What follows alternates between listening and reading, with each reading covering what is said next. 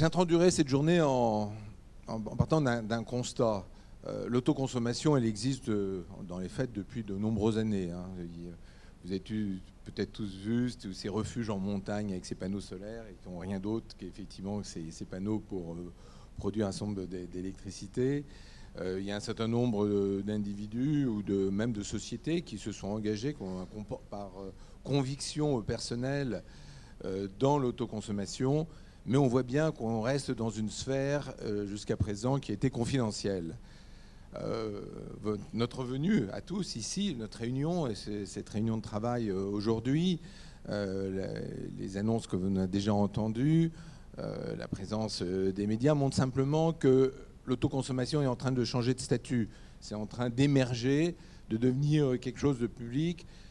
Moi, je vous l'ai dit tout à l'heure, je pense vraiment que ça va participer activement à la transition énergétique, voire qu'on va quand même tout chambouler, que ça va devenir un vrai phénomène de société. C'est pour ça que c'est important et que je considère que ce premier colloque Enerplan sera bien évidemment amené chaque année à en avoir d'autres, mais vous verrez qu'il prendra de plus en plus d'importance. Si jamais l'autoconsommation, justement, est en train d'émerger, si on en fait bien le constat, c'est qu'il y a 4 facteurs, j'en ai compté 4, qui sont réunis pour permettre ce développement et qu'on n'avait pas jusqu'à présent en France pour permettre un développement à grande échelle. Le premier de ces facteurs, ça a été dit rapidement et tout le monde le connaît, c'est la compétitivité du photovoltaïque.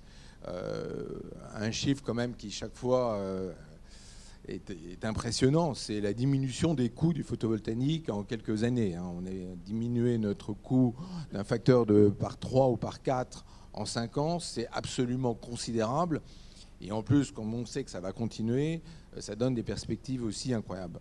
Alors quand on parle compétitivité, en fait, dans l'autoconsommation, on va se comparer à 2 éléments en France. On va se comparer bien évidemment au prix d'achat de l'électricité, ce qui varie énormément entre le particulier qui va payer on était autour de 15 centimes le kilowattheure et l'industriel qui sera entre 7 et 10 centimes suivant le type d'activité. Je ne parle même pas des électro-intensifs. Donc ça, c'est un premier élément de compétitivité. On va comparer les deux puisque l'autoconsommation va venir à la place de ces achats. Mais de l'autre côté, en France, on a aussi ce système de production et d'achat de l'électricité par, on va dire globalement EDF-OA, même si le système est en train un peu d'évoluer, et qui a été une sorte de vecteur pour voir l'évolution du prix de marché, et qui est de fait très importante, et qui se situe à un niveau élevé actuellement, puisque dans le particulier, on achète l'électricité à un prix qui est supérieur à 20 centimes. Au niveau des toitures, on est autour de 12 à 15 centimes. Donc vous voyez des prix qui sont élevés. Et l'autoconsommation va bien évidemment s'inscrire là-dedans. On est à une bascule actuellement. On le sent bien sur ça, c'est-à-dire que l'autoconsommation aura sa place par rapport à ces 2 éléments. Ce d'autant plus, et là on va aborder ce qui sera un des premiers sujets, c'est un peu la création du marché qui pour moi est le deuxième facteur. C'est-à-dire que, est-ce que le marché est mûr pour l'autoconsommation? Donc, on a profité du colloque pour faire une enquête d'opinion sur à la fois les Français et l'autoconsommation, avec 2 buts bien précis, à la fois étudier le comportement du particulier et aussi le comportement des industriels. Je crois que ça sera une des premières tables rondes aura lieu là-dessus. J'insiste sur cette vision de la création du marché, c'est que individuellement, chacun réagira un peu de manière différente. Il y a l'aspect compétitif, donc l'aspect économique, mais il y a aussi tout de même de plus en plus l'aspect comportemental, c'est-à-dire de comportement de citoyens ou d'image, et que des gens vont investir par rapport à ça, et un peu moins par rapport à ces aspects uniquement de rentabilité économique. Il y a des chaînes, il y en a une qu'on connaît tous bien, mais qui a mis ça à grande échelle, qui est Ikea, qui par exemple a déjà lancé complètement l'autoconsommation, un vaste programme d'autoconsommation sur toute l'Europe, et ils ne le font pas manifestement pour des critères à ce stade économique, mais beaucoup plus pour être cohérents avec l'image qu'ils veulent véhiculer. Donc c'est important pour la création du marché. Le troisième facteur qui est fondamental pour l'autoconsommation, Ben, quelque part, qui dit autoconsommation dit autoproduction, et que dans tout ce qu'on va produire, il y a bien évidemment des électrons qu'on ne va pas consommer au moment où ils vont être produits. Donc il va falloir en faire quelque chose. Et là, c'est toutes les relations avec le réseau, parce que ces électrons, tout ce surplus va devoir aller sur le réseau. Et quelque part, même si actuellement ce n'est pas un souci, puisqu'on parle de quelque chose qui est peu important, ça va tout de même prendre de plus en plus d'importance. Il faut donc bel et bien s'assurer que les professionnels et que les gestionnaires de réseau sont bien en phase avec l'évolution de cette autoconsommation et soient prêts à recueillir ces électrons. Et aussi, il y a aussi un problème d'achat de ces électrons qui va bien évidemment se poser. Donc c'est un deuxième élément. Je sais que c'est un sujet qu'on va aborder tout à l'heure. Je sais que notamment ERDF et un certain nombre de régies ont des éléments à nous donner là-dessus qui montrent bien qu'ils ont déjà considéré et réfléchi sur ce problème bien précis.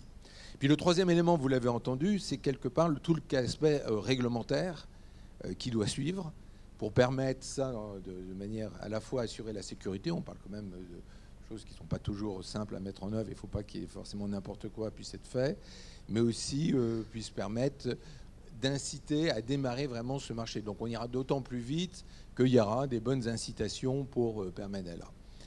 Vous voyez, donc ces quatre éléments-là vont permettre à la France de rentrer un peu dans ce marché de l'autoconsommation. C'est intéressant de constater qu'on est un peu en retard par rapport à nos voisins. L'Allemagne a déjà une forte présence de l'autoconsommation, parce que si je reprends mes chiffres de ce qu'on a regardé, je crois qu'on arrive quasiment à 2,3% de la consommation totale d'électricité en France, en Allemagne, est faite par l'autoconsommation. Donc c'est un chiffre qui est considérable. Vous prenez l'Italie, on est déjà à des chiffres qui sont supérieurs à 1% et ainsi de suite. Et beaucoup de pays européens, effectivement, sont plus avancés là-dessus. La question, c'est de se poser pourquoi. Et je pense qu'il y a bien évidemment un élément qui est lourd, c'est que tous ces pays-là ont un coût d'électricité qui est plus fort que nous. Donc naturellement, la compétitivité est beaucoup plus facile à atteindre puisque la comparaison va se faire comme ça avec des prix qui sont très supérieurs. Il y a aussi des phénomènes plus incitatifs comme en Allemagne où il y a une sorte d'obligation, si vous voulez bénéficier d'un tarif, de faire une partie de l'autoconsommation. Donc on voit bien que le marché est parti chez nos voisins et qu'il n'y a pas de raison qu'il ne se développe pas rapidement chez nous. Maintenant, on va aussi parler un peu de prospective parce que derrière l'autoconsommation, il y a toute une filière qui va se mettre en place. Il y a bien sûr toute une filière d'installateurs, de professionnels qui vont accompagner les investisseurs dans le choix de leur investissement et qui vont leur installer. Mais allons plus loin, on va arriver à ce qu'à la mise en place, et on va, je pense, en reparler tout à l'heure, des fameux compteurs, parce qu'il faut être capable de mesurer notamment tout ce qui va aller sur le surplus. Et puis ces compteurs, on va les rendre intelligents. Donc on va essayer de faire caler le plus possible la consommation par rapport à la production que vous avez à côté. Un exemple typique, c'est le chauffage. Est-ce qu'on pourra faire décaler le chauffage ou de la climatisation en lançant ça au moment où on produit du soleil, donc en le décalant? Il y a donc des éléments intelligents. Il y a beaucoup d'investissements qui vont se faire là-dedans. Si on raisonne à plus grande échelle, il y aura tous les aspects de prévoir quand est-ce qu'il y aura la consommation, donc donner les pas de temps et d'arriver à dire on va prévoir à tel moment, donc on aura la domotique qui permettra d'aller jusqu'au bout. Il y aura tous les réseaux qui vont se faire au niveau intelligent, au niveau des cités. J'en passe et des meilleurs. On a parlé du stockage. Donc vous voyez, derrière ça, il y a toute une industrie qui va se mettre en place, qui va accompagner, qui va faire des progrès énormes, qui est déjà présent, j'insiste. Beaucoup de choses existent déjà, simplement elles seront de plus en plus économiques, de plus en plus performants, et donc vont rentrer dans notre quotidien.